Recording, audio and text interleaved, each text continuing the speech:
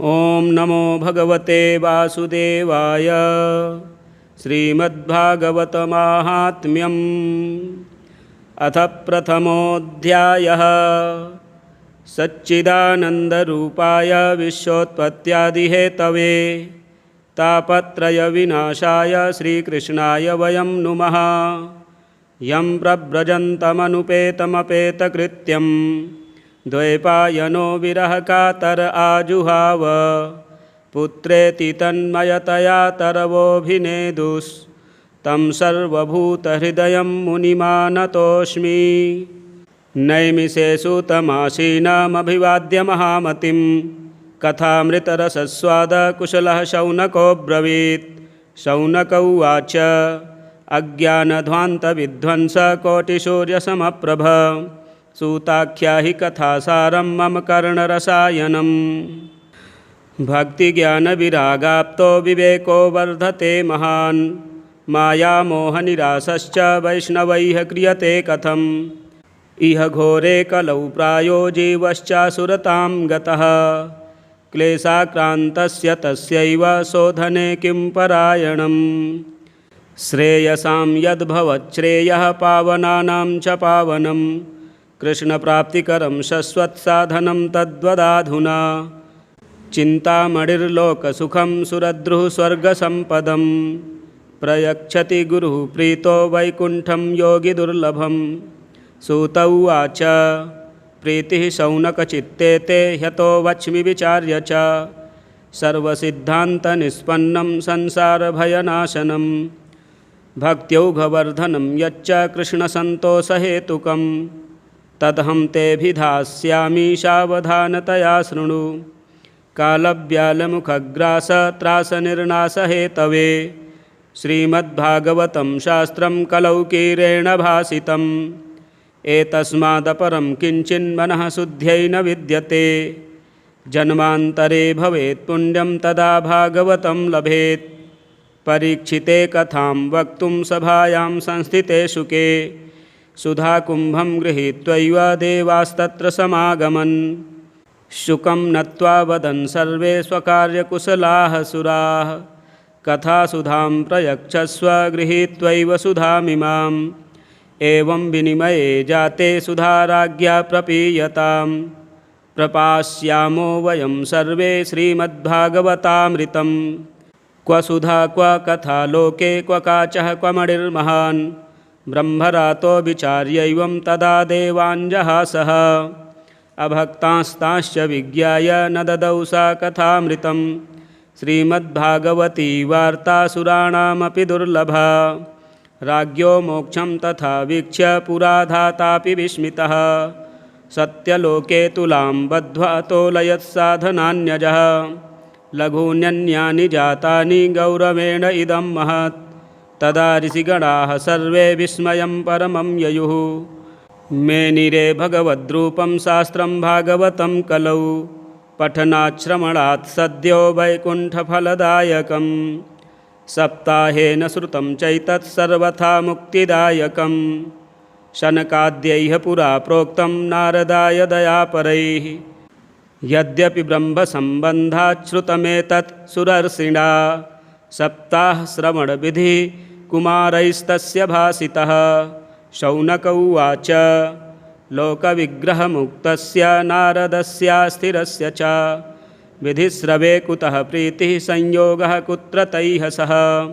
सूत उवाच अत्र ते कीर्तयिष्यामि भक्तियुक्तं कथानकं शुकेन मम यत्प्रोक्तं रहस्यं विचार्य च। एकदा हि विशालायां चत्वार ऋषयो मलाः सत्सङ्गार्थं समायाता ददृशुस्तत्र नारदं। कुमारा ऊचुः कथं ब्रह्मन् दीनमुखः कुतश्चिन्तातुरो भवान् त्वरितं गम्यते कुत्र कुतश्चागमनं तव। इदानीं शून्यचित्तोऽसि गतवित्तो यथा जनः तवेदं मुक्तसङ्गस्य नोचितं वद कारणं। नारद उवाच अहं तु पृथिवीं यातो ज्ञात्वा सर्वोत्तमामिति पुष्करं च प्रयागं च काशीं गोदावरीं तथा हरिक्षेत्रं कुरुक्षेत्रं श्रीरङ्गं सेतुबन्धनम् एवमादिषु तीर्थेषु भ्रममाण इतस्ततः नापश्यं कुत्रचिच्छर्म मनः सन्तोषकारकं कलिना धर्ममित्रेण धरेयं बाधिताधुना सत्यं नास्ति तपः शौचं दयादानं न विद्यते उदरं भरिणो जीवा वराकाः कूटभाषिणः मन्दाः सुमन्दमतयो मन्दभाग्या ह्युपद्रुताः पाखण्डनिरताः सन्तो विरक्ता सपरिग्रहाः तरुणी प्रभुता गेहे श्यालको बुद्धिदायकः कन्याविक्रयिणो लोभाद्दम्पतीनां च कल्कनम् आश्रमा यवनैरुद्धास्तीर्थानि सरितस्तथा देवतायतनान्यत्र दुष्टैर्नष्टानि भूरिशः न योगी नैव सिद्धो वा न ज्ञानी सत्क्रियो नरः कलिदावानलेनाद्य साधनं भस्मतां गतम् अट्टशूला जनपदाः शिवशूलादुजातयः कामिन्यः केशशूलिन्यः सम्भवन्ति कलाविह एवं पश्यन् कलेर्दोषान् पर्यटन्नवनीमहं यामुनं तटमापन्नो यत्र लीला हरेरभूत् तत्राश्चर्यं मया दृष्टं श्रूयतां तन्मुनीश्वराः एका तु तरुणी तत्र निषण्डाखिन्नमानसा वृद्धौ द्वौ पतितौ पार्श्वे निःश्वसन्तावचेतनौ शुश्रूषन्ति प्रबोधन्ति रुदति च तयोः पुरः दशदिक्षु निरीक्षन्ति रक्षितारं निजं वपुः बीज्यमाना शतस्त्रीभिर्बोध्यमाना मुहुर्मुहुः दृष्ट्वा दूराद्गतः सोऽहं कौतुकेन तदन्तिकं मां दृष्ट्वा चोत्थिता बाला बिहुवला चाब्रवीद्वचः बालोवाच भो भोः साधो क्षणं तिष्ठ मच्चिन्तामपि नाशय दर्शनं तव लोकस्य सर्वथा घहरं परं बहुधा तव वाक्येन दुःखशान्तिर्भविष्यति यदा भाग्यं भवेद्भूरि भवतो दर्शनं तदा नारद उवाच कासि त्वं काव्यमौचे मा नार्यः काः पद्मलोचनाः वद देवि सविस्तारं स्वस्य दुःखस्य कारणं बालोवाच अहं भक्तिरिति ख्याता इमौ मे तनयौ मतौ ज्ञानवैराग्यनामानौ कालयोगेन जर्जरौ गङ्गाद्याः सरितश्चेमा मत्सेवार्थं समागताः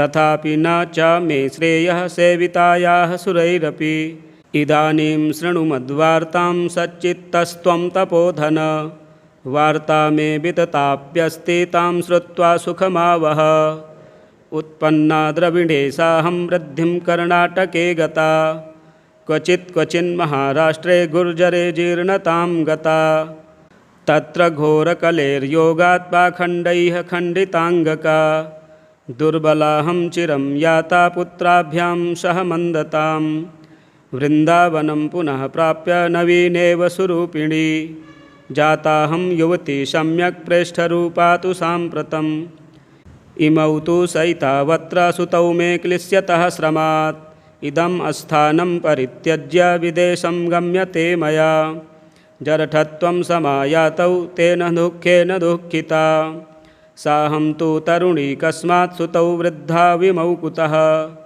त्रयाणां सहचारित्वाद्वैपरीत्यं कुतः स्थितं घटते जरठा माता तरणौ तनयाविति अतः शोचामि चात्मानं विस्मयाविष्टमानसा वद योगनिधे धीमन् कारणं चात्र किं भवेत् नारद उवाच ज्ञानेनात्मनि पश्यामि सर्वमेतत्तवानघे न विषादस्त्वया कार्यो हरिः संते करिष्यति सूत उवाच क्षणमात्रेण तज्ज्ञात्वा वाक्यमूचे मुनीश्वरः नारद उवाच शृणुष्वावहिता बाले युगोऽयं दारुणः कलिः तेन लुप्तः सदाचारो योगमार्गस्तपांसि च जना अघासुरायन्ते शाठ्यदुष्कर्मकारिणः इह सन्तो विसीदन्ति प्रहृष्यन्ति ह साधवः धत्ते धैर्यं तु यो धीमान् स धीरः पण्डितोऽथवा अस्पृश्या नवलोक्येयं शेषभारकरीधरा वर्षे वर्षे कृमाज्जाता मङ्गलं नापि दृश्यते न त्वामपि सुतैः साकं कोऽपि पश्यति साम्प्रतम् उपेक्षितानुरागान्धैर्जर्जरत्वेन संस्थिता वृन्दावनस्य संयोगात् पुनस्त्वं तरुणी नवा धन्यं वृन्दावनं तेन भक्तिर्नृत्यति यत्र च अत्रेमौ ग्राहका भावान्न जरामपि मुञ्चतः किञ्चिदात्मसुखेनेह प्रसुप्तिर्मन्यते नयोः भक्तिरुवाच कथं परीक्षिता राजा स्थापितो ह्यशुचिः कलिः प्रवृत्ते तु कलौ सर्वसारः कुत्र गतो महान् करुणापरेण हरिणाप्यधर्मः कथमीक्ष्यते इमं ये संशयं छिन्धि त्वद्वाचा सुखितास्म्यहम् नारद उवाच यदि पृष्टस्त्वया बाले प्रेमतः श्रवणं कुरु सर्वं वक्ष्यामि ते भद्रे कस्मलं ते गमिष्यति यदा मुकुन्दो भगवान् क्षमां त्यक्त्वा स्वपदं गतः तद्दिनात् कलिरायातः सर्वसाधनबाधकः दृष्टो दिग्विजये राज्ञा दीनवक्षरणं गतः न मया मारणीयोऽयं सारङ्ग्य इव सारभुक् यत्फलं नास्ति तपसा न योगेन समाधिना तत्फलं लभते सम्यक् कलौ केशवकीर्तनात् एकाकारं कलिं दृष्ट्वा सारवत्सारनीरसं विष्णुरातः स्थापितवान् कलिजानां सुखाय च कुकर्माचरणात् सारः सर्वतो निर्गतोऽधुना पदार्थाः संस्थिता भूमौ बीजहीनास्तु सा यथा विप्रैर्भागवती वार्ता गेहे गेहे जने जने कारिता कणलोभेन कथा सारस्ततो गतः अत्युग्रभूरि कर्माणो नास्तिकारौरवा जनाः तेऽपि तिष्ठन्ति तीर्थेषु तीर्थसारस्ततो गतः कामक्रोधमहालोभ तृष्णा व्याकुलचेतसः तेऽपि तिष्ठन्ति तपसि तपः सारस्ततो गतः मनसश्चाज्जया लोभात् दम्भात् पाखण्डसंश्रयात् शस्त्रानभ्यसनाच्चैव ध्यानयोगफलं गतं पण्डितास्तु कलत्रेण रमन्ते महिषा इव पुत्रस्योत्पादने दक्षा अदक्षा मुक्तिसाधने न हि वैष्णवता कुत्र सम्प्रदायपुरःसरा एवं प्रलयतां प्राप्तो वस्तुसारः स्थले स्थले अयं तु युगधर्मो हि वर्तते कस्य दूषणम् अतस्तु पुण्डरीकाक्षः सह ते निकटे स्थितः सूत उवाच इति तद्वचनं श्रुत्वा विस्मयं परमं गता भक्तिरुचे वचो भूयः श्रूयतां तच्च शौनक भक्तिरुवाच सुरर्षे त्वं हि धन्योऽसि मद्भाग्येन समागतः साधूनां दर्शनं लोके सर्वसिद्धिकरं परं जयति जगति मायां यस्य कायाधवस्ते वचनरचनमेकं केवलं चाकलय्य ध्रुवपदमपि यातो यत्कृपातो ध्रुवोऽयं सकलकुशलपात्रं ब्रह्मपुत्रं नतास्मि। श्रीपद्मपुराणे उत्तरखण्डे श्रीमद्भागवतमाहात्म्ये भक्तिनारदसमागमो नाम प्रथमोऽध्यायः। अथ द्वितीयोऽध्यायः। नारद उवाच वृथा खेदयसे बाले अहो चिन्तातुरा कथं श्रीकृष्णचरणाम्भोजं स्मर दुःखं गमिष्यति द्रौपदी च परित्राता येन कौरवकश्मलात् पालिता गोपसुन्दर्यः स कृष्णः क्वापि नो गतः त्वं तु भक्तिः प्रिया तस्य सततं प्राणतोऽधिका त्वया हूतस्तु भगवान् याति नीचगृहेष्वपि सत्यादित्रियुगे बोध वैराग्यो मुक्तिसाधकौ कलौ तु केवला भक्तिर्ब्रह्मसायुज्यकारिणी इति निश्चित्य चिद्रूपः सद्रूपां त्वां ससर्जः परमानन्दचिन्मूर्तिः सुन्दरीं कृष्णवल्लभां बद्ध्वाञ्जलिं त्वया पृष्टं किं करोमीति चैकदा त्वां तदाज्ञापयत् कृष्णो मद्भक्तान् पोषयेति च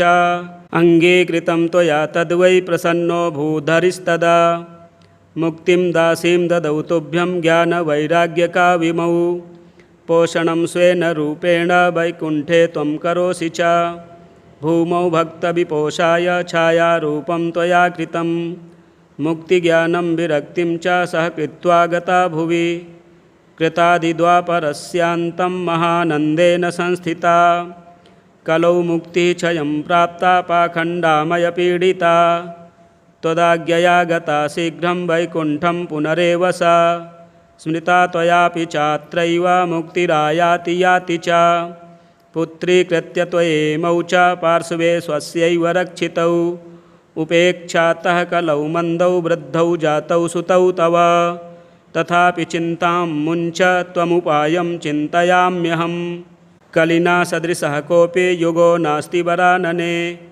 त्वां स्थापयिष्यामि गेहे गेहे जने जने अन्यधर्मास्तिरस्कृत्य पुरस्कृत्य महोत्सवान् तदा नाहं हरेर्दासो लोके त्वां न प्रवर्तये त्वदन्विताश्च ये जीवा भविष्यन्ति कलाविह पापिनोऽपि गमिष्यन्ति निर्भयं कृष्णमन्दिरं येषां चित्ते वसेद्भक्तिः सर्वदा प्रेमरूपिणी न ते पश्यन्ति कीनाशं स्वप्नेऽप्यमलमूर्तयः न प्रेतो न पिशाचो वा राक्षसो वासुरोऽपि वा भक्तियुक्तमनस्कानां स्पर्शने च प्रभुर्भवेत् न तपोभिर्न वेदैश्च न ज्ञानेनापि कर्मणा हरिर्हि साध्यते भक्त्या प्रमाणं तत्र गोपिकाः नृणां जन्मसहस्रेण भक्तौ प्रीतिर्हि जायते कलौ भक्तिः कलौ भक्तिर्भक्त्या कृष्णः पुरः स्थितः भक्तिद्रोहकरा ये च ते सीदन्ति जगत्त्रये दुर्वासा दुःखमापन्नः पुरा भक्तिविनिन्दकः अलं व्रतैरलं तीर्थैरलं योगैरलं मखैः अलं ज्ञानकथालापैर्भक्तिरेकैव मुक्तिदा सूत उवाच इति नारदनिर्णीतं स्वमाहात्म्यनिशम्य सा सर्वाङ्गपुष्टिसंयुक्ता नारदं वाक्यमब्रवीत् भक्तिरुवाच अहो नारद धन्योऽसि प्रीतिस्ते मयि निश्चला न कदाचिद्विमुञ्चामि चित्ते स्थास्यामि सर्वदा कृपालुना त्वया साधो मद्बाधा ध्वंसिता क्षणात् पुत्रयोश्चेतना नास्ति ततो बोधय बोधय सूत उवाच तस्या वचः समाकर्ण्य कारुण्यं नारदो गतः तयोरबोधनमारेभे कराग्रेण विमर्दयन् मुखं संयोज्य कर्णान्ते शब्दमुच्चैः समुच्चरन्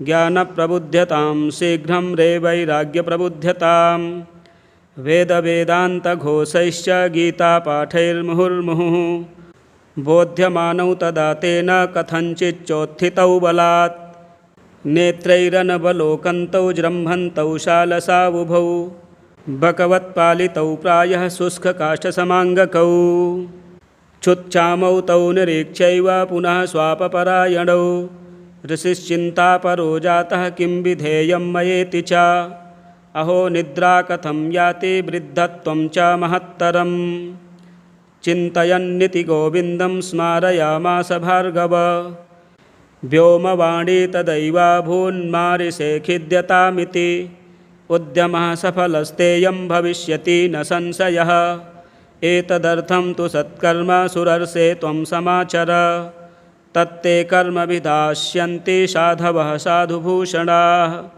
सत्कर्मणि कृते तस्मिन् सनिद्रा वृद्धतानयोः गमिष्यति क्षणात् भक्तिः सर्वतः प्रसरिष्यति इत्याकाशवचः स्पष्टं तत्सर्वैरपि विश्रुतं नारदो विस्मयं लेभे नेदं ज्ञातमिति ब्रुवन् नारद उवाच अनयाकाशवाण्यापि गोप्यत्वेन निरूपितं किं वा तत्साधनं कार्यं येन कार्यं भवेत्तयोः क्व भविष्यन्ति सन्तस्ते कथं दास्यन्ति साधनं मयात्र किं प्रकर्तव्यं यदुक्तं व्योमभाषया सूत उवाच तत्र द्वावपि संस्थाप्य निर्गतो नारदो मुनिः तीर्थं तीर्थं विनिष्क्रम्य पृच्छन्मार्गो मुनीश्वरान् वृत्तान्तः श्रूयते सर्वैः किञ्चिन्निश्चित्यनोच्यते असाध्यं केचन प्रोचुर्दुर्गेयमिति चापरे मूके भूतास्तथान्ये तु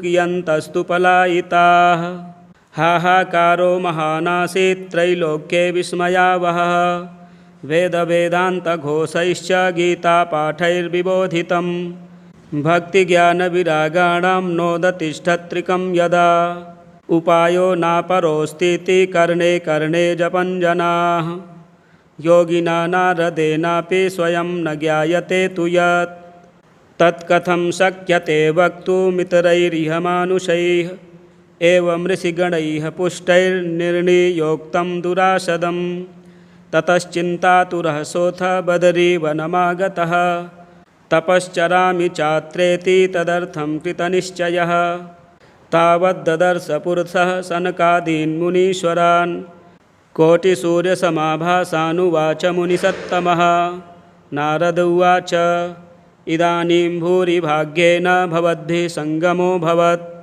कुमारा ब्रुवतां शीघ्रं कृपां कृत्वा ममोपरि भवन्तो योगिनः सर्वे बुद्धिमन्तो बहुश्रुताः पञ्चहायनसंयुक्ताः पूर्वेषामपि पूर्वजाः सदा वैकुण्ठनिलया हरिकीर्तनतत्पराः लीलामृतरसोन्मत्ताः कथामात्रैकजीविनः हरिः शरणमेवं हि नित्यं येषां मुखे वचः अतः कालसमादिष्टा जरायुष्मान्न बाधते येषां भ्रूभङ्गमात्रेण द्वारपालौ हरेः पुरा भूमौ निपतितौ सद्यो यत्कृपातः पुरं गतौ अहो भाग्यस्य योगेन दर्शनं भवतामिह अनुग्रहस्तु कर्तव्यो मयि दीने दयापरैः अशरीरगिरोक्तं यत्तत् किं साधनमुच्यताम् अनुष्ठेयं कथं तावत् प्रब्रुवन्तु सविस्तरं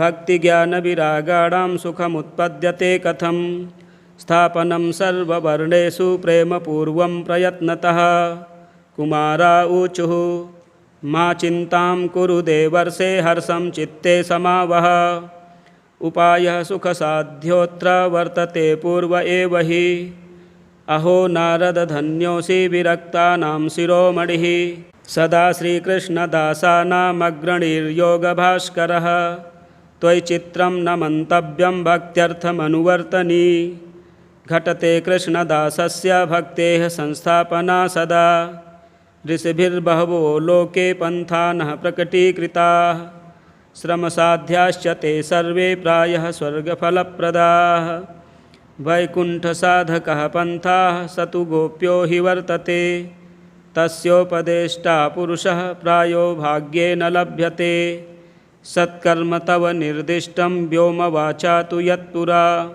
तदुच्यते शृणुष्वाद्य स्थिरचित्तः प्रसन्नधीः द्रव्ययज्ञास्तपोयज्ञा योगयज्ञास्तथा परे स्वाध्यायज्ञानयज्ञाश्च ते तु कर्मविसूचकाः सत्कर्मसूचको नूनं ज्ञानयज्ञः स्मृतो बुधैः श्रीमद्भागवतालापः स तु गीतः शुकादिभिः भक्तिज्ञानविरागाणां तद्घोषेण बलं महत् व्रजिष्यति द्वयोः कष्टं सुखं भक्तेर्भविष्यति प्रलयं हि गमिष्यन्ति श्रीमद्भागवतध्वनेः कलेर्दोषा इमे सर्वे सिंहशब्दाद्रिका इव ज्ञानवैराग्यसंयुक्ता भक्तिः प्रेमरसावहा प्रतिगेहं प्रतिजनं ततः क्रीडां करिष्यति नारद उवाच वेदवेदान्तघोषैश्च गीतापाठैः प्रबोधितं भक्तिज्ञानविरागाणां नोदतिष्ठत्रिकं यदा श्रीमद्भागवतालापात् तत्कथं बोधमेष्यति तत्कथासु तु वेदार्थः श्लोके श्लोके पदे पदे छिन्दन्तु संशयं ह्येनं भवन्तो मोघदर्शनाः विलम्बो नात्र कर्तव्यः शरणागतवत्सलाः कुमारा ऊचुः वेदोपनिषदां साराज्जाता भागवती कथा अत्युत्तमा ततो भाति पृथग्भूता फलाकृतिः आमूलाग्रं रसस्तिष्ठन्नास्ते नास्वाद्यते यथा स भूयः सम्पृथग्भूतः फले विश्वमनोहरः यथा दुग्धे स्थितं सर्पिर्न स्वादायोपकल्पते पृथग्भूतं हि तद्गव्यं देवानां रसवर्धनम् इक्षूणामपि मध्यान्तं शर्करा व्याप्य तिष्ठति पृथग्भूता च सामिष्टा तथा भागवती कथा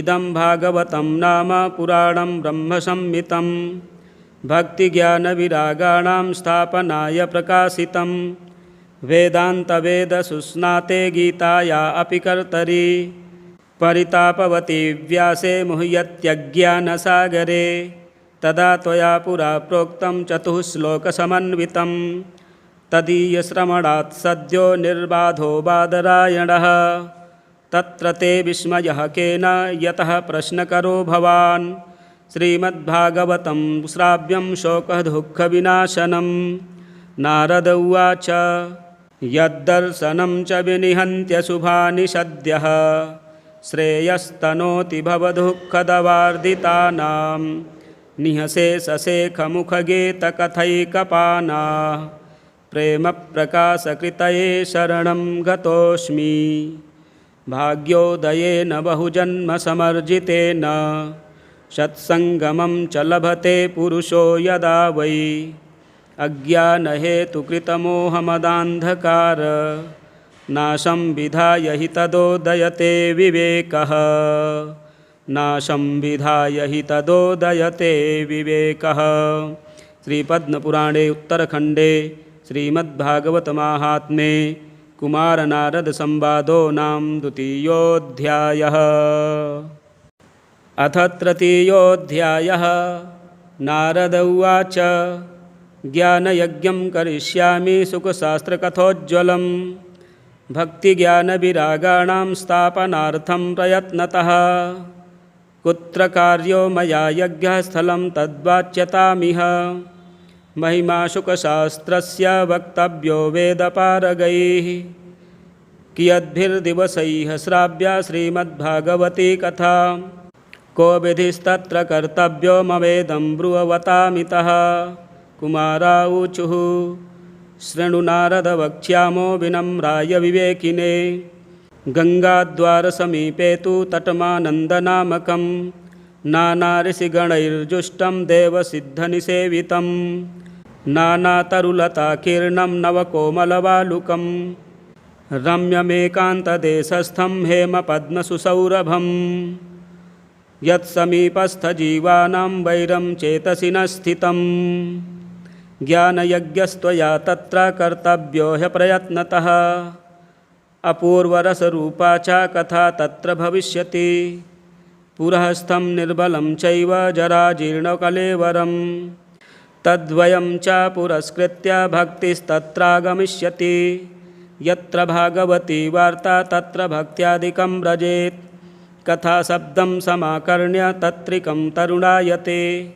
सूत उवाच एवमुक्त्वा कुमारास्ते नारदेन समं ततः गङ्गातटं समाजग्मुः कथापानाय सत्वराः यदा यातास्तटं ते तु कदा कोलाहलोऽप्यभूत् भूर्लोके देवलोके च ब्रह्मलोके तथैव च श्रीभागवतपीयूषपानाय रसलम्पटाः धावन्तोऽप्याययुः सर्वे प्रथमं ये च वैष्णवाः भृगुर्वसिष्ठश्च वनश्च गौतमो मेधातिथिर्देवलदेवरातौ रामस्तथा गाधिसुतश्च शाकलो मृकण्डुपुत्रा त्रिजपिप्पलादाः योगेश्वरौ व्यासपराशरौ च छायासुकोजाजलिजह्नुमुख्याः सर्वेऽप्यमी मुनिगणाः सह पुत्रशिष्याः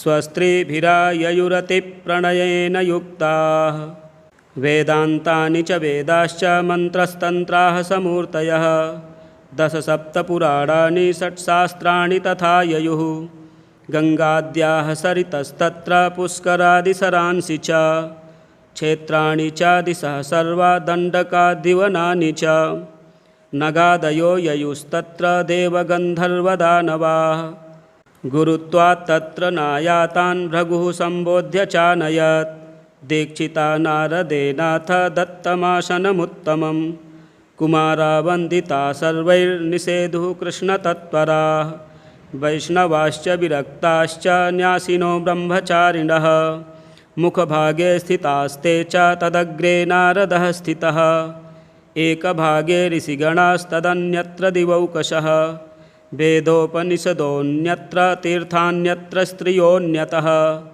जयशब्दो नमः शब्दः शङ्खशब्दस्तथैव च चूर्णलाजाप्रसूनानां निक्षेपः सुमहानभूत् विमानानि समारुह्य कियन्तो देवनायकः कल्पवृक्षप्रसूनैस्तान् सर्वांस्तत्र समाकिरन् एवं ते स्वेकचित्तेषु श्रीमद्भागवतस्य च माहात्म्यमुचिरे स्पष्टं नारदाय महात्मने कुमारा ऊचुः अथ ते वर्ण्यतेऽस्माभिर्महिमा शुकशास्त्रजः यस्य श्रवणमात्रेण मुक्तिः करतले स्थिता सदा सेव्या श्रीमद्भागवती कथा यस्याः श्रवणमात्रेण हरिश्चित्तं समाश्रयेत् ग्रन्थो 18612 परीक्षिच्छुकसंवादः शृणुं भागवतं च तत् तावत् संसारचक्रेऽस्मिन् भ्रमते ज्ञानतः पुमान्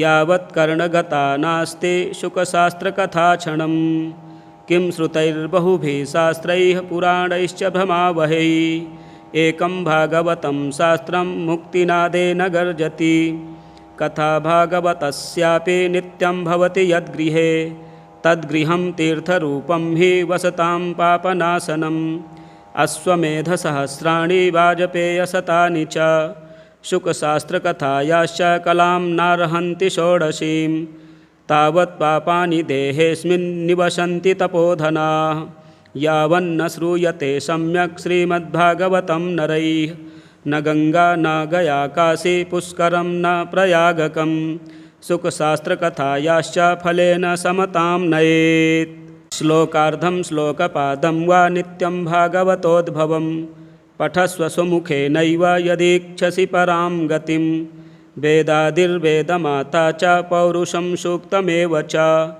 त्रयी भागवतं चैव 12 एव च 12 प्रयागश्च कालः संवत्सरात्मकः ब्राह्मणाश्चाग्निहोत्रं च सुरभिर्द्वादशी तथा तुलसी च वसन्तश्च पुरुषोत्तम एव च एतेषां तत्त्वतः प्राज्ञैर्न पृथग् भावयिष्यते यश्च भागवतं शास्त्रं वाचयेदर्थतो निशं जन्मकोटिकृतं पापं नश्यते नात्र संशयः श्लोकार्धं श्लोकपादं वा पठेद्भागवतं च यः नित्यं पुण्यमवाप्नोति राजसूयाश्वमेधयोः उक्तं भागवतं नित्यं कृतं च हरिचिन्तनं तुलसीपोषणं चैव धेनूनां सेवनं समम् अन्तकाले तु येनैव श्रूयते शुकशास्त्रवाक् प्रीत्या तस्यैव वैकुण्ठं गोविन्दोऽपि प्रयच्छति हेमसिंहयुतं चैतद्वैष्णवाय ददाति च कृष्णेन सह सायुज्यं शपुमान् लभते ध्रुवम् आजन्ममात्रमपि येन सठेन किञ्चिच्चित्तं विधाय शुकशास्त्रकथा न पीता चाण्डालवत्खरवदवत्तेन नीतं मिथ्या स्वजन्मजननी जनिदुःखभाजा जीवच्छवो निगदितः स तु पापकर्मा येन श्रुतं सुखकथावचनं न किञ्चित् तिक्तं नरं पशुसमं भुवि भाररूपमेवं वदन्ति दिव्यदेवसमाजमुख्याः दुर्लभैव कथा लोके श्रीमद्भागवतोद्भवा कोटिजन्मसमुत्थेन पुण्येनैव तु लभ्यते तेन योगनिधे धीमन् श्रोतव्या सा प्रयत्नतः दिनानां नियमो नास्ति सर्वदा श्रवणं मतं सत्येन ब्रह्मचर्येण सर्वदा श्रवणं मतम् अशक्यत्वात् कलौ बोध्यो विशेषोऽत्र सुखाज्ञया मनोवृत्तिजयश्चैव नियमाचरणं तथा दीक्षा कर्तुर्मशक्यत्वात् सप्ताहश्रवणं मतम् श्रद्धातः श्रवणे नित्यं माघे तावद्धि यत्फलं तत्फलं सुखदेवेन सप्ताहश्रवणे कृतं मनसश्चाजयाद्रोगात् पुंसां चैवायुषः क्षयात् कलेर्दोषबहुत्वाच्च सप्ताहश्रवणं मतम्। यत्फलं नास्ति तपसा न योगेन समाधिना अनायासेन तत्सर्वं सप्ताहश्रवणे लभेत्। यज्ञाद्गर्जति सप्ताहः सप्ताहो गर्जति व्रतात् तपसो गर्जति प्रोच्चैस्तीर्थनित्यं हि गर्जति। योगाद्गर्जति सप्ताहो ध्यानाज्ज्ञानाच्च गर्जति।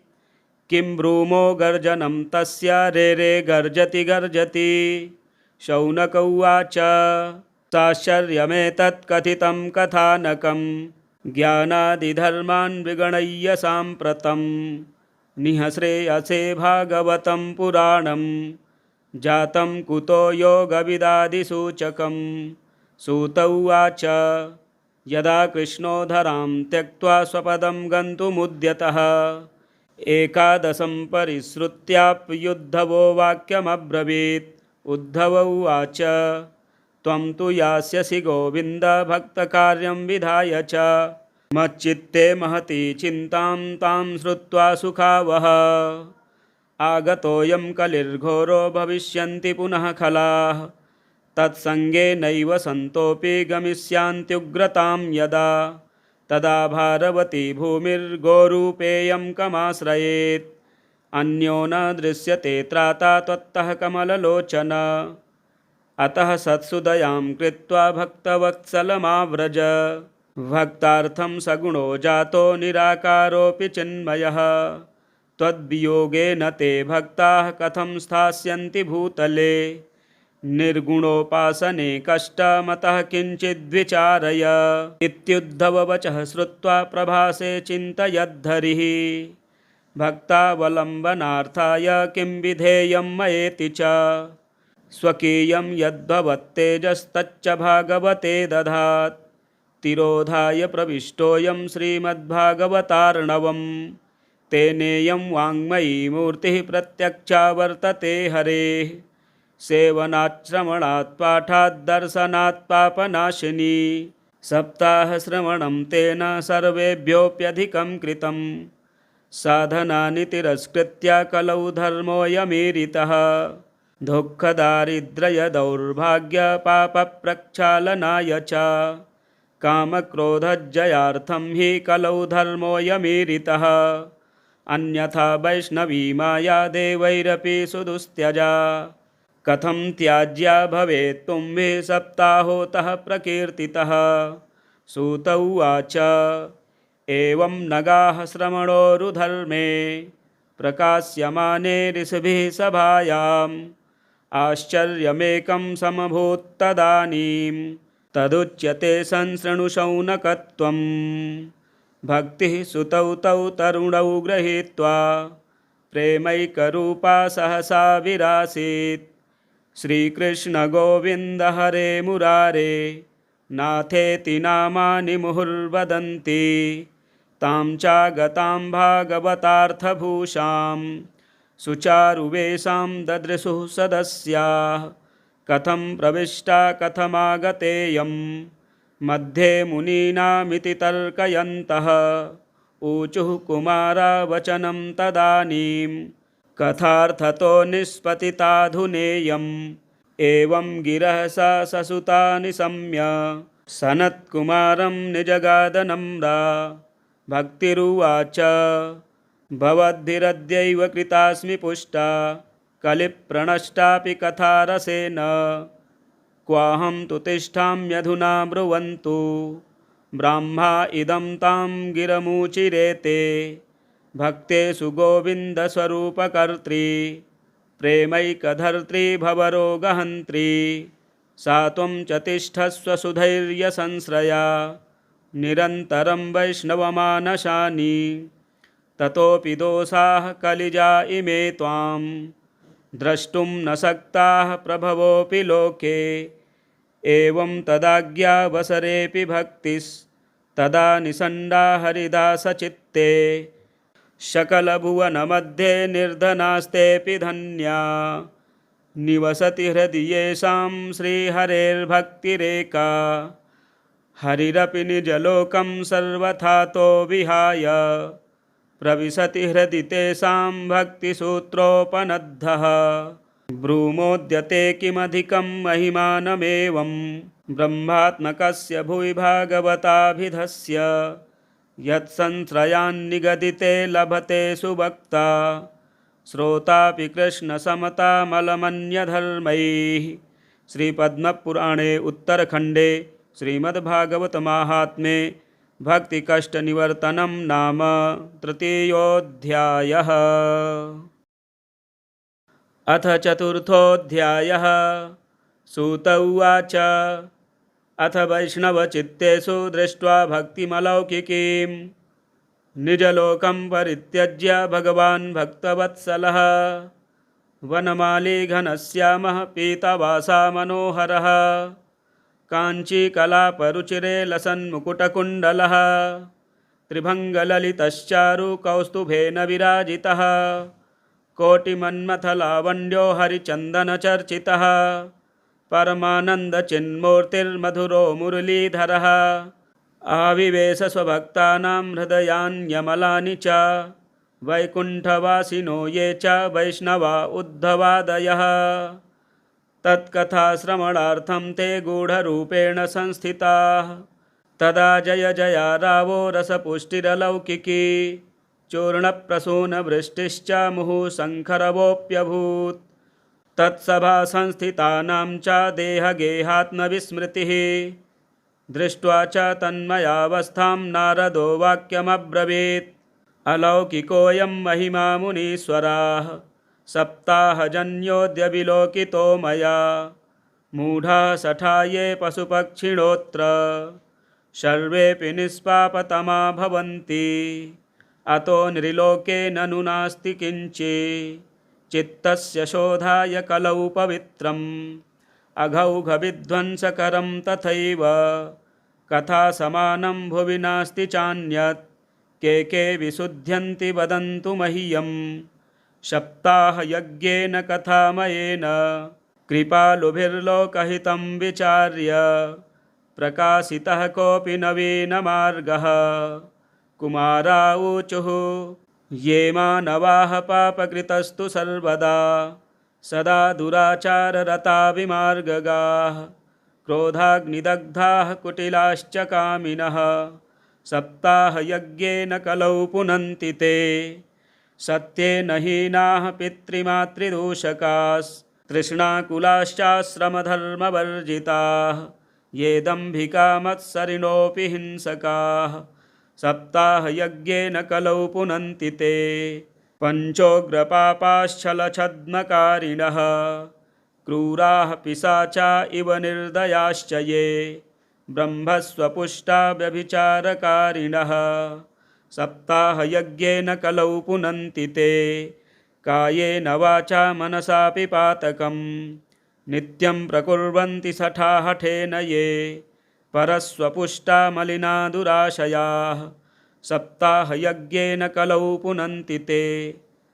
अत्र ते कीर्तयिष्याम इतिहासं पुरातनं यस्य श्रवणमात्रेण पापहानिः प्रजायते तुङ्गभद्रातटे पूर्वमभूत्पत्तनमुत्तमं यत्र वर्णाः स्वधर्मेण सत्यसत्कर्म तत्पराः आत्मदेवः पुरे तस्मिन् सर्ववेदविशारदः श्रौतस्मार्तेषु निष्णातो द्वितीय इव भास्करः भिक्षुको वित्तवान् लोके तत्प्रिया धुन्धुली स्मृता स्ववाक्यस्थापिका नित्यं सुन्दरी सुकुलोद्भवा लोकवार्ता रता क्रूरा प्रायसो बहुजल्पिका शूरा च गृहकृत्येषु कृपणा कलहप्रिया एवं निवसतोः प्रेम्णा दम्पत्यो रममाणयोः अर्थाः कामास्तयोरासन्न सुखाय गृहादिकं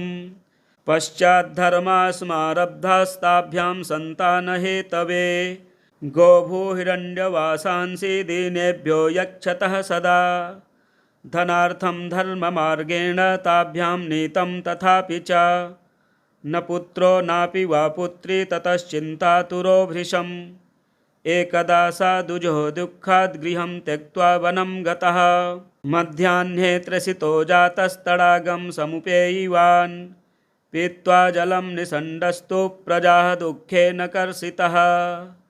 मुहूर्तादपि तत्रैव सन्न्यासी कश्चिदागतः। दृष्ट्वा पीतजलं तं तु विप्रो यातस्तदन्तिकं। नत्वा च पादयोस्तस्य निःश्वसन् संस्थितः पुरः। यतिरुवाच कथं रोदिसि विप्रत्वं का ते चिन्ता बलीयसी। वद त्वं सत्वरं मह्यं स्वस्य दुःखस्य कारणम्। ब्राह्मण उवाच किं ब्रवीमि दुःखं पूर्वपापेन सञ्चितं।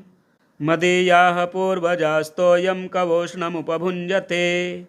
मद्दत्तं नैव गृह्णन्ति प्रीत्या देवादुजातयः।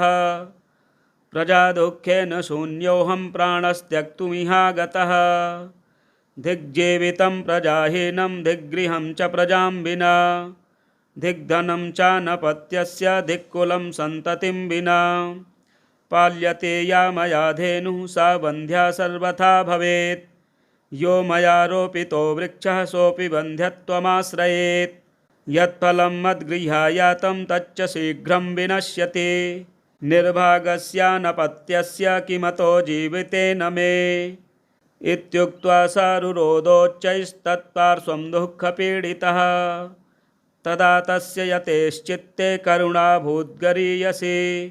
तद्भालाक्षरमालां च वाचयामास योगवान्।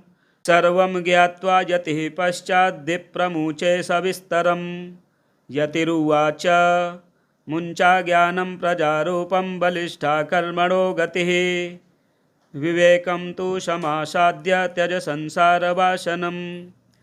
शृणु विप्रमया तेद्य प्रारब्धं तु विलोकितं। 7 जन्मावधि तव पुत्रो नैव च सन्ततेः सगरो दुःखमवापाङ्गं पुरा तथा। रे मुञ्चाद्य कुटुम्बाशां सन्न्यासे सर्वथा सुखम्। ब्राह्मण उवाच विवेकेन भवेत् किं मे पुत्रं देहि बलादपि। नो चेत्यजाम्याहं प्राणास्त्वदग्रे शोकमूर्छितः। पुत्रादिसुखहीनोऽयं सन्न्यासः शुष्क एव हि। गृहस्थः सरसो लोके पुत्रपौत्रसमन्वितः। इति विप्राग्रहं दृष्ट्वा प्राब्रवीत् स तपोधनः। चित्रकेतुर्गतः कष्टं विधिलेखविमार्जनात्। न यास्यसि सुखं पुत्राद्यथा दैवहतोद्यमः। अतो हठेन युक्तोऽसि ह्यर्थिनं किं वदाम्यहम्। तस्याग्रहं समालोक्य फलमेकं स दत्तवान्। इदं भक्षय पत्न्या त्वं ततः पुत्रो भविष्यति। सत्यं शौचं दयादानमेकभक्तं तु भोजनम्। वर्षावधि स्त्रिया कार्यं तेन पुत्रोऽति निर्मलः। एवमुक्त्वा ययौ योगी विप्रस्तु गृहमागतः। पत्न्याः पाणौ फलं दत्त्वा स्वयं यातस्तु कुत्रचित्। तरुणी कुटिला तस्य सख्यग्रे च रुरोधः। अहो चिन्ता ममोत्पन्ना फलं चाहं न भक्षये। फलभक्षेण गर्भः स्याद्गर्भेणोदरवृद्धिता। स्वल्पभक्षं ततो शक्तिर्गृहकार्यं कथं भवेत्। दैवाद्धाटे भजेद्ग्रामे पलायेद्गर्भणे कथं। सुखवन्निवसेद्गर्भस्थं कुक्षेः कथमुत्सृजेत्। तिर्यक्चेदागतो गर्भस्तदा मे मरणं भवेत्। प्रसूतौ दारुणं दुःखं सुकुमारी कथं सहे। मन्दायां मयि सर्वस्वं ननान्दा संहरेत्तदा। सत्यशौचादिनियमो दुराराध्यः सदृश्यते। लालने पालने दुःखं प्रसूतायाश्च वर्तते। वन्ध्या वा विधवा नारी सुखिनी चेति मे मतिः। एवं कुतर्कयोगेन तत्फलं नैव भक्षितं। पत्या पृष्टं फलं भुक्तं भुक्तं चेति तयेरितम्। एकदा भगिनी तस्या तद्गृहं स्वेच्छया गता। तदग्रे कथितं सर्वं चिन्तेयं महती हि मे। दुर्बला तेन दुःखेन ह्यनुजे करवाणि किं। साब्रवीन्मम गर्भोऽस्ति तं दास्यामि प्रसूतितः। तावत्कालं सगर्भेव गुप्ता तिष्ठ गृहे सुखं। वित्तं त्वं मत्पतेर्यच्छ स ते दास्यति बालकं। षाण्मासिको मृतो बाला इति लोको वदिष्यति।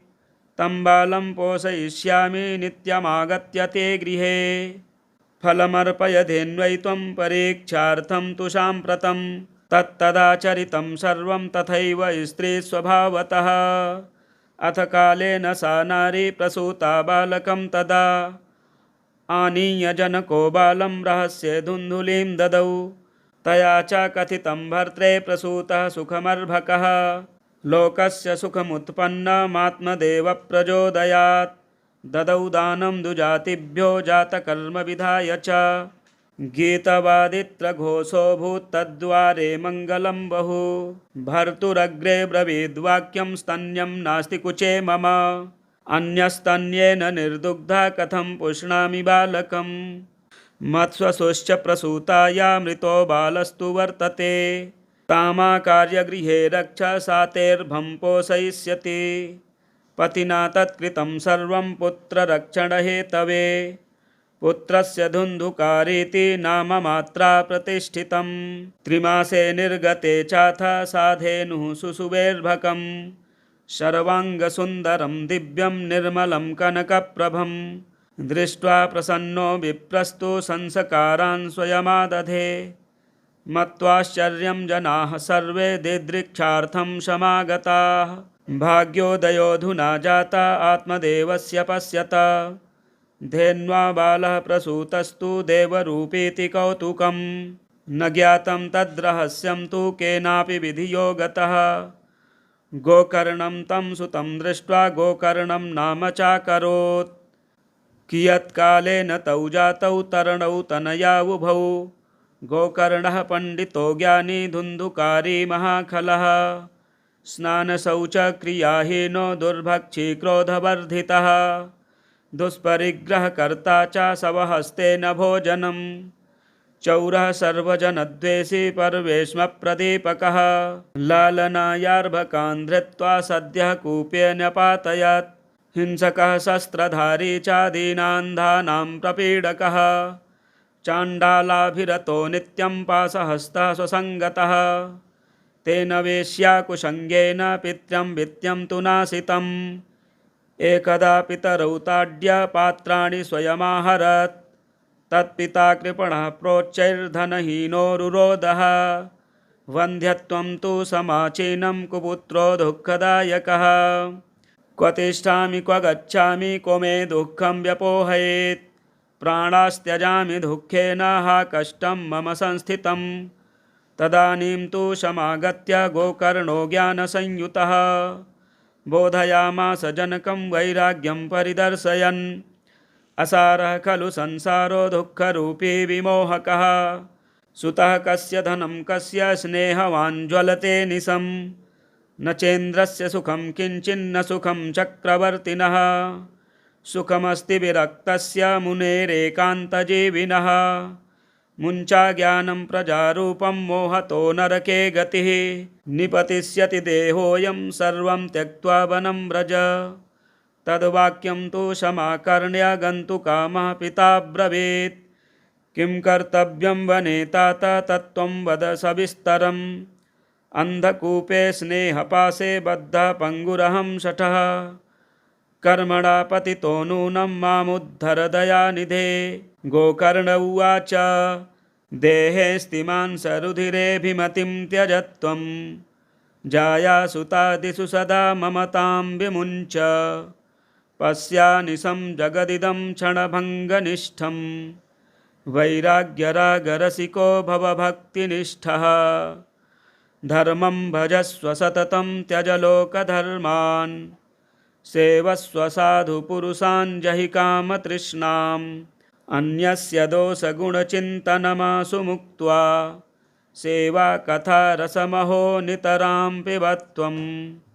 एवं सुतोक्तिवसतोऽपि गृहं विहाय। यातो वनं स्थिरमतिर्गतयष्टिवर्षः। युक्तो हरेरनुदिनं परिचर्ययासौ। श्रीकृष्णमापनियतं दशमस्य पाठात्। श्रीपद्मपुराणे उत्तरखण्डे श्रीमद्भागवतमाहात्म्ये विप्रमोक्षो नाम चतुर्थोऽध्यायः।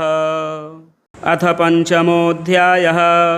सूत उवाच पितर्युपरते तेन जननी ताडिता भृशं क्व वित्तं तिष्ठति ब्रूहि हनिष्ये लत्तया न चेत् इति तद्वाक्यसन्त्रासाज्जनन्या पुत्रदुःखतः कूपे पातः कृतो रात्रौ तेन सा निधनं गता गोकर्णस्तीर्थयात्रार्थं निर्गतो योगसंस्थितः न दुःखं न सुखं तस्य न वैरी नापि बान्धवः धुन्धुकारी गृहे तिष्ठत् पञ्चपण्ड्यवधूवृतः अत्युग्रकर्मकर्ता च तत्पोषणविमूढधीः एकदा कुलटास्तास्तु भूषणान्यभिलिप्सवः तदर्थं निर्गतो गेहात् कामान्धो मृत्युमस्मरन् यतस्ततश्च संहृत्य वित्तं वेश्म पुनर्गतः ताभ्यो यक्षत्सु वस्त्राणि भूषणानि कियन्ति च बहुवित्तचयं दृष्ट्वा रात्रौ नार्यो व्यचारयन् चौर्यं करोत्यसौ नित्यमतो राजा ग्रहीष्यति वित्तं हृत्वा पुनश्चैनं मारयिष्यति निश्चितम् अथोऽर्थगुप्तये गूढमस्माभिः किं न हन्यते निहत्यैनं गृहीत्वार्थं यास्यामो यत्र कुत्रचित् इति ता निश्चयं कृत्वा सुप्तं सम्बध्य रश्मिभिः पाशं कण्ठे निधायास्य तन्मृत्युमुपचक्रमुः त्वरितं न ममारासौ चिन्तायुक्तास्तदा भवन् तप्ताङ्गाराश्च समूहाश्च तन्मुखे हि विचिक्षिपुः अग्निज्वालातिदुःखेन व्याकुलो निधनं गतः तं देहं मुमुचुर्गर्ते प्रायः साहसिकाः स्त्रियः न ज्ञातं तद्रहस्यं तु केनापीदं तथैव च लोकैः पुष्टा वदन्ति स्म दूरं यातः प्रियो हिनः आगमिष्यति वर्षेऽस्मिन् वित्तलोभविकर्षितः स्त्रीणां नैव तु विश्वासं दुष्टानां कारयेद्बुधः विश्वासे यः स्थितो मूढः स दुःखैः परिभूयते सुधामयं वचो यासां कामिनां रसवर्धनं हृदयं क्षुरधाराभं प्रियः को नामयोषितां संहृत्य वित्तं तायाताः कुलटा बहुभर्त्रिकाः धुन्धुकारी बभूवाथ महान् प्रेतः कुकर्मतः वात्यारूपधरो नित्यं धावान् दशदिशोऽन्तरं सीतातपपरिक्लिष्टो निराहारः पिपासितः न लेभे शरणं क्वापि हा दैवेति मुहुर्वदन् कियत्कालेन गोकर्णोऽमृतं लोकादबुध्यत अनाथं तं विदित्वैव गया श्राद्धमचीकरत् यस्मिंस्तीर्थे तु संयाति तत्र श्राद्धमवर्तयन् एवं भ्रमन् स गोकर्णः स्वपुरं समुपेयिवान् रात्रौ गृहाङ्गणे स्वप्तुमागतो अलक्षितः परैः तत्र सुप्तं स विज्ञाय धुन्धुकारी स्वबान्धवं निशीथे दर्शयामास महारौद्रतरं वपुः सकृन्मेषः सकृद्धस्ति सकृच्च महिषोऽभवत् सकृदिन्द्रः सकृचाग्निः पुनश्च पुरुषोऽभवत् वैपरीत्यमिदं दृष्ट्वा गोकर्णौ धैर्यसंयुतः अयं दुर्गातिकः कोऽपि निश्चित्याथ तमब्रवीत् गोकर्ण उवाच कस्त्वमुग्रतरो रात्रौ कुतो यातो दशामिमां किं वा प्रेतः पिशाचो वा राक्षसोऽसीति संसनः सूत उवाच एवं पृष्टस्तदा तेन रुरोदोच्चैः पुनः पुनः असक्तो वचनोच्चारे संज्ञामात्रं चकारः ततोऽञ्जलौ जलं कृत्वा गोकर्णस्तमुदीरयत् तत्सेकाद्गतपापोऽसौ प्रवक्तुमुपचक्रमे प्रेत उवाच अहं भ्राता त्वदीयोऽस्मि धुन्धुकारीति नामतः स्वकीयेनैव दोषेण ब्रह्मत्वं नाशितं मया कर्मणो नातिसंख्या मे महाज्ञाने विवर्तिनः लोकानां हिंसकः सोऽहं स्त्रीभिर्दुःखेन मारितः अतः प्रेतत्वमापन्नो दुर्दशां च वहाम्यहं वाताहारेण जीवामि दैवाधीनफलोदयात् अहो बन्धो कृपासिन्धो भ्रातर्मामासु मोचय गोकर्णो वचनं श्रुत्वा तस्मै वाक्यमथा ब्रवीत् गोकर्ण उवाच त्वदर्थं तु गयापिण्डो मया दत्तो विधानतः। तत्कथं नैव मुक्तोऽसि ममाश्चर्यमिदं महत्। गया श्राद्धान्न मुक्तश्चेदुपायो नापरिस्त्विह। किं विधेयं मया प्रेत तत्त्वं वद सविस्तरं। प्रेत उवाच गया श्राद्धसतेनापि मुक्तिर्मे न भविष्यति। उपायमपरं कञ्चित् त्वं विचारय साम्प्रतम्। इति तद्वाक्यमाकर्ण्य गोकर्णो विस्मयं गतः। शतश्राद्धैर्न मुक्तिश्चेदसाध्यं मोचनं तव। इदानीं तु निजं स्थानमातिष्ठ प्रेतनिर्भयः। त्वन्मुक्तिसाधकं किञ्चिदाचरिष्ये विचार्य च। धुन्धुकारी निजस्थानं तेनादिष्टस्ततो गतः। गोकर्णश्चिन्तयामास तां रात्रिं न तदध्यगात्। प्रातस्तमागतं दृष्ट्वा लोकाः प्रीत्या समागताः। तत्सर्वं कथितं तेन यज्जातं च यथा निशि। विद्वांसो योगनिष्ठाश्च ज्ञानिनो ब्रह्मवादिनः। तन्मुक्तिं नैव ते पश्यन्तः शास्त्रसञ्चयान्। ततः सर्वैः सूर्यवाक्यं तन्मुक्तौ स्थापितं परम्। गोकर्णः स्तम्भनं चक्रे सूर्यवेगस्य वै तदा। तुभ्यं नमो जगत्साक्षिन् ब्रूहि मे मुक्तिहेतुकम्। तच्छ्रुत्वा दूरतः सूर्यः स्फुटमित्यभ्यभाषत। श्रीमद्भागवतान्मुक्तिः सप्ताहं वाचनं कुरु। इति सूर्यवचः सर्वैर्धर्मरूपं तु विश्रुतं। सर्वे ब्रुवन् प्रयत्नेन कर्तव्यं सुकरं त्विदं। गोकर्णो निश्चयं कृत्वा वाचनार्थं प्रवर्तितः। तत्र संश्रवणार्थाय देशग्रामाज्जनाययुः। पङ्गुन्धवृद्धमन्दाश्च तेऽपि पापक्षयाय वै। समाजस्तु महाज्जातो देवविस्मयकारकः। यदैवासनमास्थाय गोकर्णो कथयत्कथां। सप्रेतोऽपि तदा यातः स्थानं पश्यन्नितस्ततः। सप्तग्रन्थियुतं तत्र पश्यत् कीचकमुच्छ्रितं। तन्मूलछिद्रमाविश्य श्रवणार्थं स्थितो ह्यसौ। वातरूपे स्थितिं कर्तुर्मशक्तो वंशमाविशत्। वैष्णवं ब्राह्मणं मुख्यं श्रोतारं परिकल्प्य सः। प्रथमस्कन्धतः स्पष्टमाख्यानं धेनुजोऽकरोत्। दिनान्ते रक्षिता गाथा तदा चित्रं बभूवः। वंशैकग्रन्थिभेदोऽभूत् सशब्दं पश्यतां सतां।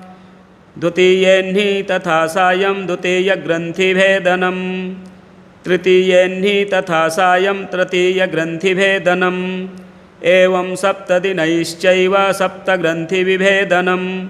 कृत्वा स द्वादशस्कन्धश्रवणात् प्रेततां जहौ। दिव्यरूपधरो जातस्तुलसीदाममण्डितः।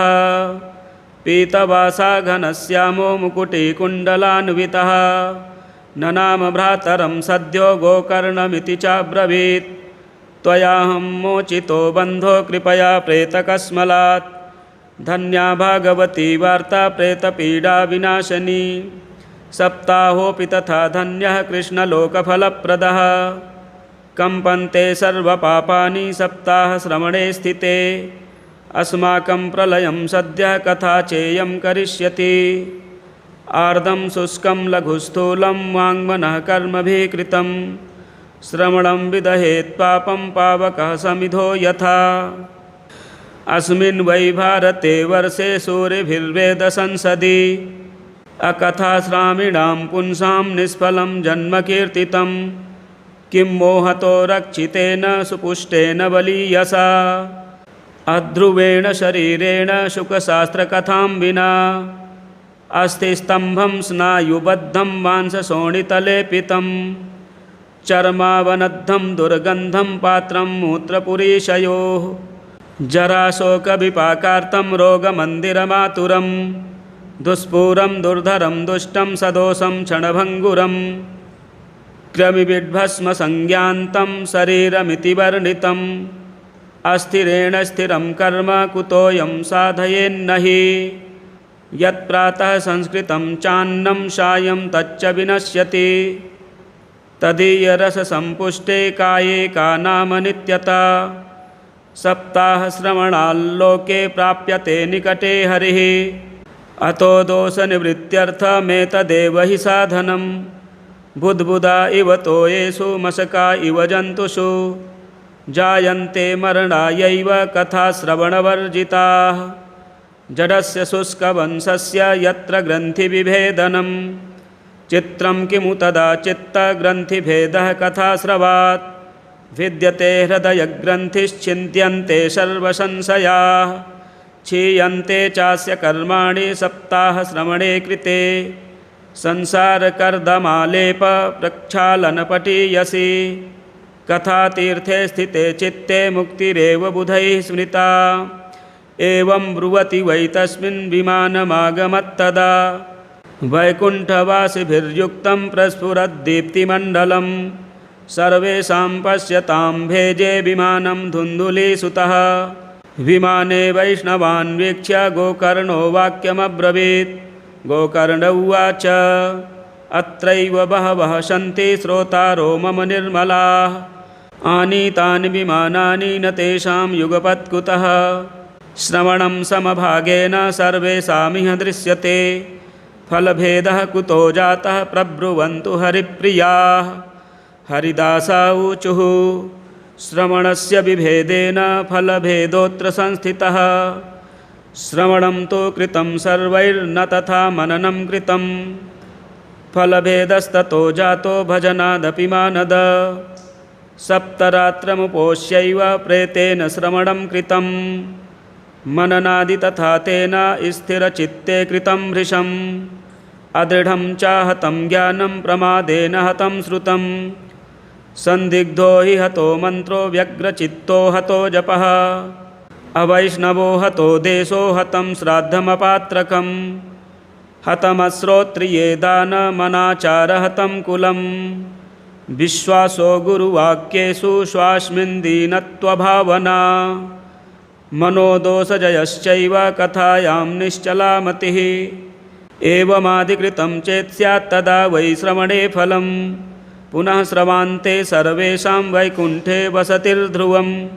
गोकर्ण तव गोविन्दो गोलोकं दास्यति स्वयम्।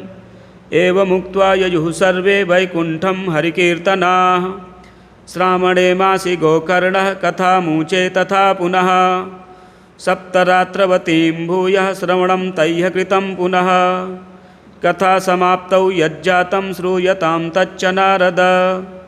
विमानैः सह भक्तैश्च हरिराविर्बभूवः। जयशब्दा नमः शब्दास्तत्रासन् बहवस्तदा। पाञ्चजन्यध्वनिं चक्रे हर्षात् तत्र स्वयं हरिः। गोकर्णं तु समालिङ्ग्याकरोत् स्वसदृशं हरिः।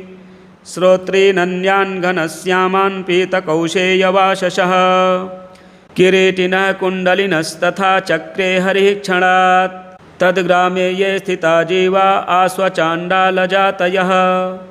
विमाने स्थापितास्तेऽपि गोकर्णकृपया तदा। प्रेषिता हरिलोके ते यत्र गच्छन्ति योगिनः। गोकर्णेन स गोपालो गोलोकं गोपवल्लभं। कथाश्रवणतः प्रीतो निर्ययौ भक्तवत्सलः। अयोध्यावासिनः पूर्वं यथा रामेण सङ्गताः। तथा कृष्णेन ते नीता गोलोकं योगिदुर्लभं।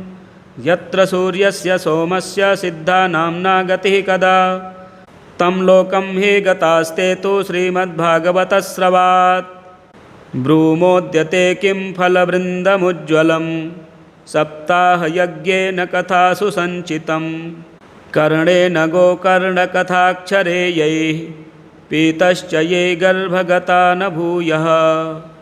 वाताम्बुपर्णासनदेहशोषणैस्तपोभिरुग्रैश्चिरकालसञ्चितैः योगैश्च संयान्ति न तां गतिं वै। सप्ताहगाथाश्रवणेन यान्ति याम्। इतिहासमिमं पुण्यं शाण्डिल्योऽपि मुनीश्वरः। पठते चित्रकूटस्थो ब्रह्मानन्दपरिप्लुतः। आख्यानमेतत्परमं पवित्रं श्रुतं सकृद्वै विदहेधघौघम्। श्राद्धे प्रयुक्तं पितृतृप्तिमाहवे नित्यं सुपाठादपुनर्भवं च। श्रीपद्मपुराणे उत्तरखण्डे श्रीमद्भागवतमाहात्म्ये गोकर्णमोक्षवर्णनं नाम पञ्चमोऽध्यायः। षष्ठोऽध्यायः। कुमारा ऊचुः अथ ते सम्प्रवक्ष्यामः सप्ताहश्रवणे विधिं सहायैर्वसुभिश्चैव प्रायः साध्यो विधिः स्मृतः। दैवज्ञं तु समाहूय मुहूर्तं प्रेक्ष्य यत्नतः विवाहे यादृशं वित्तं तादृशं परिकल्पयेत्। नभस्य आश्विनोर्जौ च मार्गशीर्षः शुचिर्नभाः एते मासाः कथारम्भे श्रोत्रीणां मोक्षसूचकाः। मासानां विप्रहेयानि तानि त्याज्यानि सर्वथा सहायाश्चेत्तरे चात्र कर्तव्याः सोद्यमाश्च ये। देशे देशे तथा सेयं वार्ता प्रेष्या प्रयत्नतः भविष्यति कथा चात्र अगन्तव्यं कुटुम्बिभिः।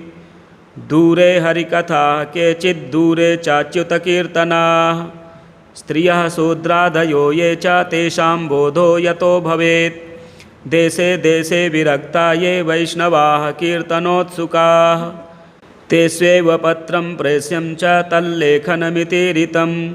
सतां समाजो भविता सप्तरात्रं सुदुर्लभः अपूर्वरसरूपैव कथा चात्र भविष्यति। श्रीमद्भागवत पीयूषपानाय रसलम्पटाः भवन्तश्च तथा शीघ्रमायात् प्रेम तत्परः। नावकाशः कदाचिच्चेद्दिनमात्रं तथापि तु सर्वथा गमनं कार्यं क्षणोत्रैव सुदुर्लभः। एवमाकारणं तेषां कर्तव्यं विनयेन च आगन्तुकानां सर्वेषां वासस्थानानि कल्पयेत्। तीर्थे वापि वने वापि गृहे वा श्रवणं मतं विशाला वसुधा यत्र कर्तव्यं तत्कथास्थलं। शोधनं मार्जनं भूमेर्लेपनं धातुमण्डनं गृहोपस्करमुद्धृत्य गृहकोणे निवेशयेत्। अर्वाकपञ्चाहतो यत्नादास्तीर्णानि प्रमेलयेत्। कर्तव्यो मण्डपः प्रोच्चैः कदलीखण्डमण्डितः फलपुष्पदलैर्विश्वग्वितानेन विराजितः। चतुर्दिक्षु ध्वजारोपो बहुसम्पद्विराजितः। ऊर्ध्वं सप्तैव लोकाश्च कल्पनीयाः सविस्तरं तेषु विप्रा विरक्ताश्च स्थापनीयाः प्रबोध्य च। पूर्वं तेषामासनानि कर्तव्यानि तथोत्तरम् वक्तुश्चापि तदा दिव्यमासनं परिकल्पयेत्। उदङ्मुखो भवेद् वक्ता श्रोता वै प्राङ्मुखस्तदा प्राङ्मुखश्चेद्भवेद् वक्ता श्रोता चोदङ्मुखस्तदा। अथवा पूर्वदिग्गेया पूज्यपूजकमध्यतः श्रोतॄणामागमे प्रोक्ता देशकालादिको विदैः। विरक्तो वैष्णवो विप्रो वेदशास्त्रविशुद्धिकृत् दृष्टान्तकुशलो धीरो वक्ता कार्योऽति निःस्पृहः। अनेकधर्मविभ्रान्ताः स्त्रैणाः पाखण्डवादिनः सुखशास्त्रकथोच्चारे त्याज्यास्ते यदि पण्डिताः। वक्तुः पार्श्वे सहायार्थमन्यः स्थाप्यस्तथा विधिः। पण्डितः संशयेच्छेता लोकबोधनतत्परः। वक्त्राक्षौरं प्रकर्तव्यं दिनादर्वाग्व्रताप्तये। अरुणोदये असौ निर्वर्त्य शौचं स्नानं समाचरेत्। नित्यं संक्षेपतः कृत्वा सन्ध्यायाद्यं स्वं प्रयत्नतः कथा विघ्नविघाताय गणनाथं प्रपूजयेत्। पितॄन् सन्तर्प्य शुद्ध्यर्थं प्रायश्चित्तं समाचरेत्। मण्डलं च प्रकर्तव्यं तत्र स्थाप्यो हरिस्तथा कृष्णमुद्दिश्य मन्त्रेण चरेत् पूजाविधिं क्रमात्।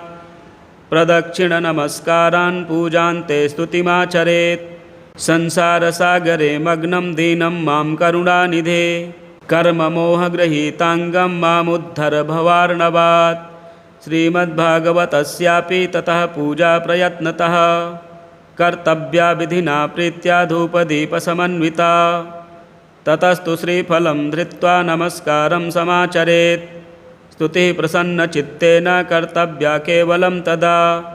श्रीमद्भागवताख्योऽयं प्रत्यक्षः कृष्ण एव हि स्वकृतोऽसि मया नाथ मुक्त्यर्थं भवसागरे मनोरथो मदीयोऽयं सफलः सर्वथा त्वया निर्विघ्नेनैव कर्तव्यो दासोऽहं तव केशव एवं दीनवचः प्रोच्य वक्तारं चाथ पूजयेत् शम्भुस्य वस्त्रभूषाभिः पूजान्ते तं च संस्तवेत् शुकरूपप्रबोधज्ञ सर्वशास्त्रविशारद एतत् कथाप्रकाशेन मदज्ञानं विनाशय तदग्रे नियमः पश्चात् कर्तव्यः श्रेयसे मुदा सप्तरात्रं यथाशक्त्या धारणीयः स एव हि वर्णं पञ्चविप्राणां कथाभङ्गनिवृत्तये कर्तव्यं तैर्हरेर्जाप्यं द्वादशाक्षरविद्यया ब्राह्मणान् वैष्णवांश्चान्यान् तथा कीर्तनकारिणः नत्वा सम्पूज्य दत्ताज्ञा स्वयमासनमाविशेत्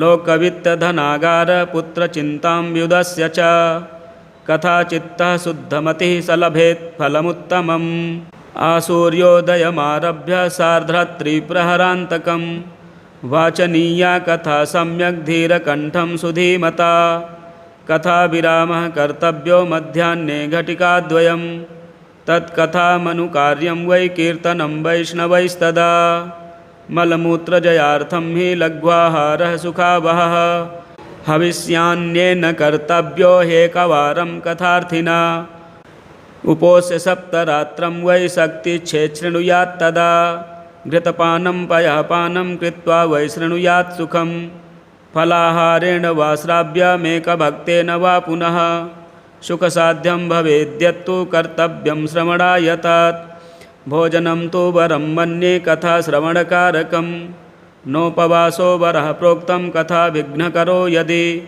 सप्ताहव्रतीनां पुंसां नियमान् शृणु नारद विष्णुदीक्षाविहीनानां नाधिकारः कथाश्रवे ब्रह्मचर्यमदः सुप्तिः पत्रावल्यां च भोजनं कथासमाप्तौ भुक्तिं च कुर्यान्नित्यं कथाव्रती द्विदलं मधुतैलं च गरिष्ठान्नं तथैव च भावदुष्टं पर्युषितं जह्य नित्यं कथाव्रती कामं क्रोधं मदं मानं मत्सरं लोभमेव च दम्भं मोहं तथा द्वेषं दूरयेच्च कथाव्रती वेदवैष्णवविप्राणां गुरुगोव्रतीनां तथा स्त्रीराजमहतां निन्दां वर्जयेद्यः कथाव्रती रजस्वलान्त्यजमलेक्ष पतितव्रात्यकैस्तथा द्विजद्विडेवदबाहैश्च न वदेद्यः कथाव्रती सत्यं शौचं दया मौनमार्जवं विनयं तथा उदारमानसं तद्वदेवं कुर्यात् कथाव्रती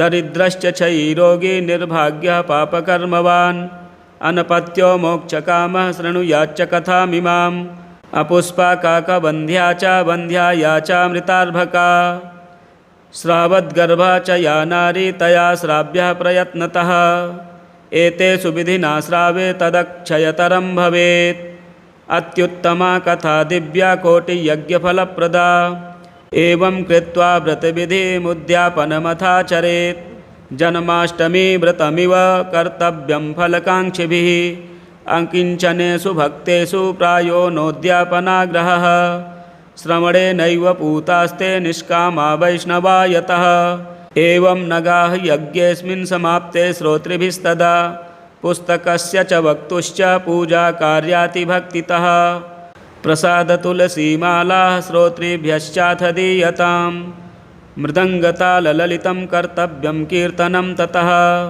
जयशब्दं नमः शब्दं शङ्खशब्दं चकारयेत् विप्रेभ्यो याचकेभ्यश्च वित्तमन्नं च दीयताम् विरक्तश्चेद्भवेत् श्रोता गीतावाच्या परेहनि गृहस्थश्चेत्तदा होमः कर्तव्यं कर्मशान्तये प्रतिश्लोकं च जुह्याद्विधिना दशमस्य च पायसं मधुसर्पिश्च तिलान्नादिकसंयुतम् अथवा हवनं कुर्याद् गायत्र्यासु समाहितः तन्मयत्वात् पुराणस्य परमस्य च तत्त्वतः होमासक्तौ बुधो हौम्यं दद्यात् तत्फलसिद्धये नानाछिद्रनिरोधार्थं न्यूनताधिकतानयोः दोषयोः प्रशमार्थं च पठेन्नामसहस्रकं तेन स्यात् तत्फलं सर्वं नास्त्यस्मादधिकं यतः द्वादश ब्राह्मणान् पश्चात् भोजयेन्मधुपायसैः दद्यात् सुवर्णधेनुं च व्रतपूर्णत्वहेतवे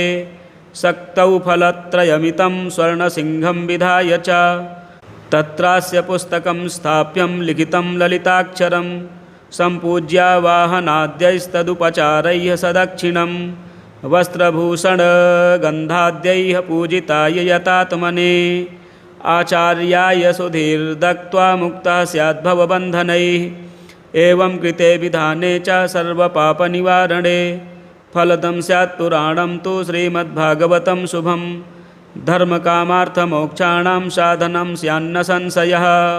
कुमारावुचुः इति ते कथितं सर्वं किं भूयः श्रोतुमिच्छसि श्रीमद्भागवतेनैव भुक्तिमुक्तिकरे स्थिता।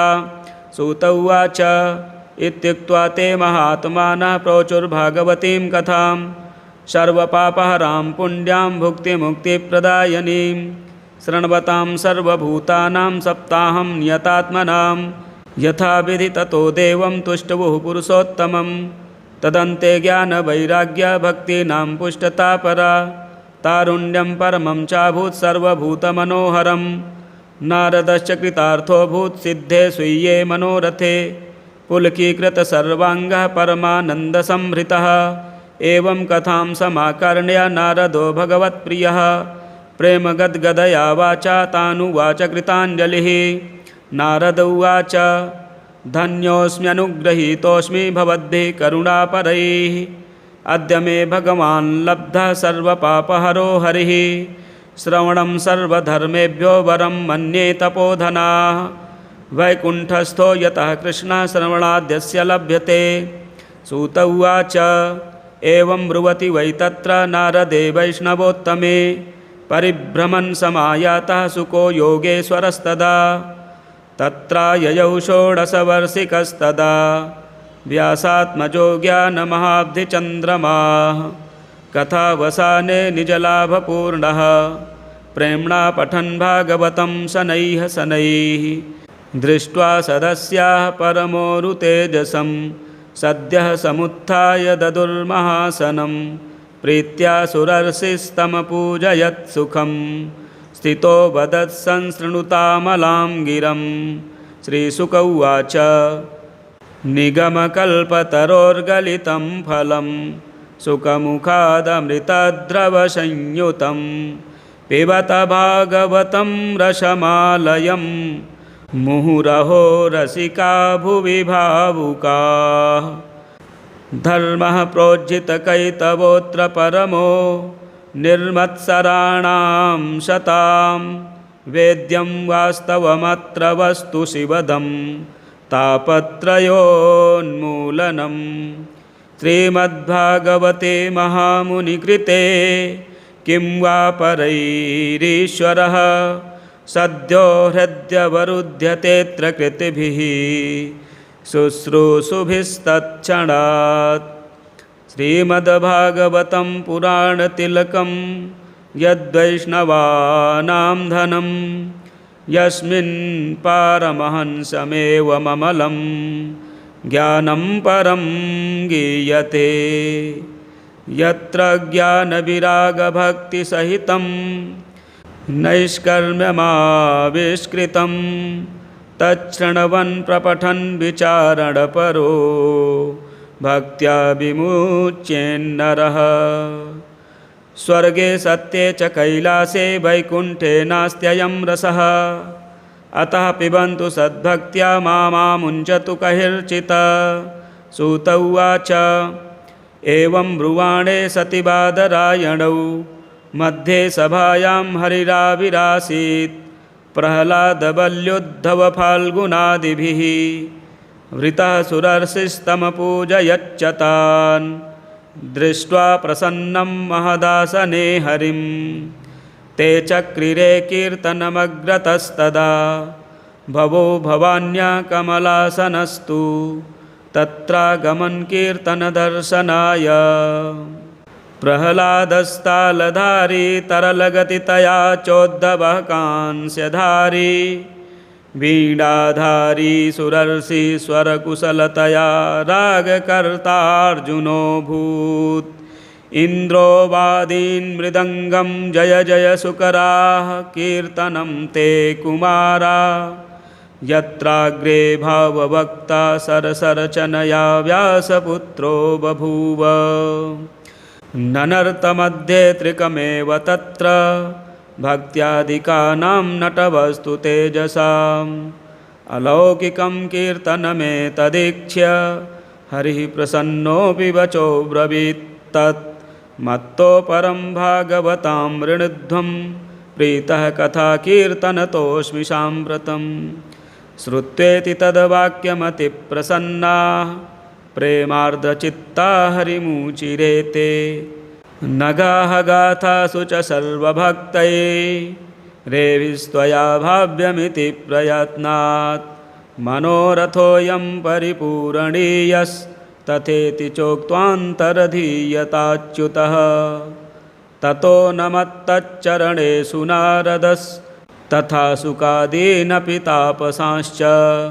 अथ प्रहृष्टाः परिनष्टमोहा सर्वे ययुः पीतकथामृतास्ते। भक्तिः सुताभ्यां सह रक्षिता सा शास्त्रे स्वकीयेऽपि तदा शुकेन। अतो हरिर्भागवतस्य सेवनच्चित्तं समायाति हि वैष्णवानां। दारिद्र्यदुःखज्वरदाहितानां मायापिशाचे परिमर्दितानां। संसारसिन्धौ परिपातितानां क्षेमाय वै भागवतं प्रगर्जति।